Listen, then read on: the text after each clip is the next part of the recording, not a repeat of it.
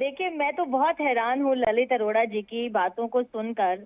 मुझे लगता है कि वो इस विषय की गंभीरता को समझ ही नहीं रहे हैं कि आज उनके प्रत्याशी ने जो बात कही है, वो सच को सामने लाए हैं। उन्होंने कांग्रेस के सच को उजागर कर दिया है और मुझे लगता है कि इस पर शायद कांग्रेस के प्रवक्ताओं को शर्मसार होना चाहिए और उनके उनसे तो मैं उम्मीद करती थी कि शायद वो बात को इस बात की गंभीरता को समझते हुए ये कहेंगे कि हमारे प्रत्याशी को हम समझाने का काम करेंगे कि इस तरह से ज्यादा हवा में नहीं आते होते हैं।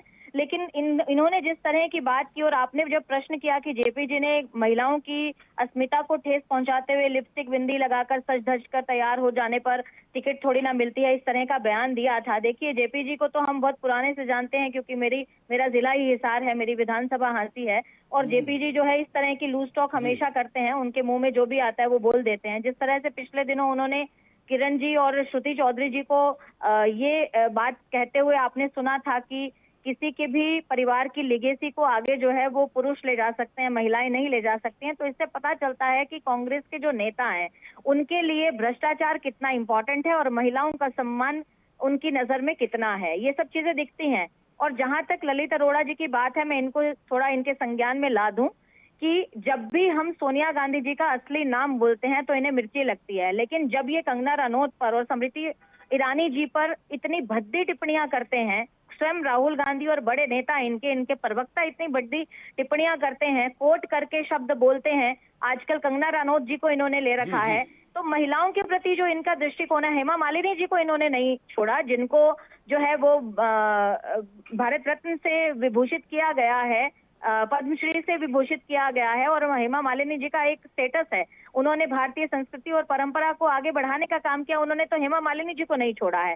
तो आप देखिए कि किस तरह से किस परिपाटी से कांग्रेस के लोग आते हैं। और एक चीज और मैं याद दिलाना चाहूंगी यहाँ पर, लोकसभा के चुनाव के समय में इन्होंने एक भ्रम फैलाने का काम किया था कि 400 पार अगर हो जाता है तो संविधान खत्म हो जाएगा और जो है आरक्षण खत्म हो जाएगा, संविधान को बदल दिया जाएगा। ठीक है नेहा जी। ये भ्रम, मैं इस पे एक लास्ट लाइन बोल रही हूँ, फिर आप ले सकते हैं बयान। आप देखिए कि वो भ्रम फैलाते हुए इन्होंने आज तो सच्चाई बोल दी कि हर किसी का कोटा है और मेरे कोटे में 2000 नौकरियां आएंगी, 50 वोटों पर एक नौकरी मैं दूंगा, जिस गांव में ज्यादा वोट आएंगे उस गांव में ज्यादा नौकरियां मिलेंगी। आप देखिए कि ये तो भ्रम नहीं है, ये तो सच्चाई है जो वो बोल रहे हैं। और ये जो चुनावी रेवड़ियां बांटने का काम कर रहे हैं, इतना सच्चाई बोलने के बाद मुझे लगता है कि शायद कांग्रेस के जो बड़े लोग हैं, मुझे लगता है उनकी पीठ थपथपा के आएंगे कि बहुत बढ़िया आपने तो जो है सच्चाई लोगों के सामने रखी। लेकिन मुझे समझ नहीं आ रही कैसे प्रवक्ता हैं, अपने प्रत्याशी को सपोर्ट कर रहे हैं या अपने प्रत्याशी की गलती मान रहे हैं, ये भी समझ में नहीं आ रहा। ठीक है, मैं ललित जी के पास जा रहा हूं। नेहा जी, ललित जी से भी जवाब ले लेते हैं क्योंकि बहुत सी बातें आपने भी यहां पर कही है जिसका जवाब वो लाजमी तौर पर देना चाहेंगे। ललित जी, अब मैं अगले पड़ाव पर आ रहा हूं। अगला पड़ाव ये था कि नीरज शर्मा जो है वो एक स्पष्टीकरण का वीडियो जारी करते हैं और उस वीडियो में कहते हैं कि ये तो बीजेपी आईटी सेल का कारनामा है, और दूसरी तरफ वो कहते हैं कि मैं तो ये लगातार कहता हूं और कहता रहूंगा कि फरीदाबाद और हरियाणा के लोगों को नौकरियां दी जाएगी। सवाल सबसे बड़ा ये कि फरीदाबाद में तकरीबन 40 से 50% की आबादी प्रवासी है, तो क्या उन प्रवासियों की नौकरियां जाने वाली है अगर नीरज शर्मा जैसे लोग वहां पर विधायकी का चुनाव जीत जाते हैं?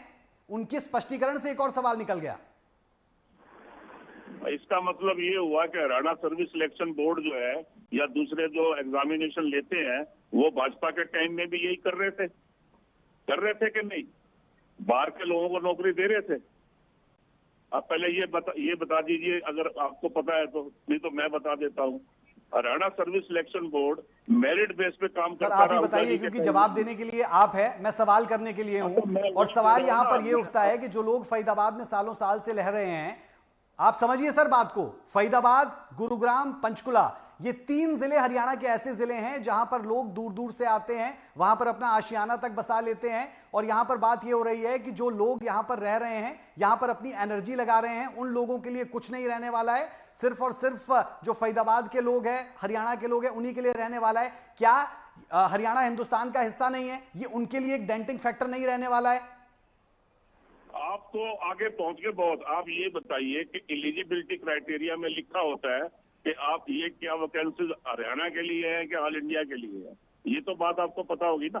अगर वहां पे अब स्टेट बैंक एक टेस्ट कंडक्ट करता जी, जी, है सर। और वो ये कहता है कि हम सिर्फ यूपी वालों के लिए या यूपी में जॉब मिलेंगे, जिसकी मर्जी है भरे ना भरे, तो ये एलिजिबिलिटी कंडीशन के ऊपर लोग एप्लीकेशन लगाते हैं। उसमें एक एमएलए का क्या रोल होगा, आप बताइए।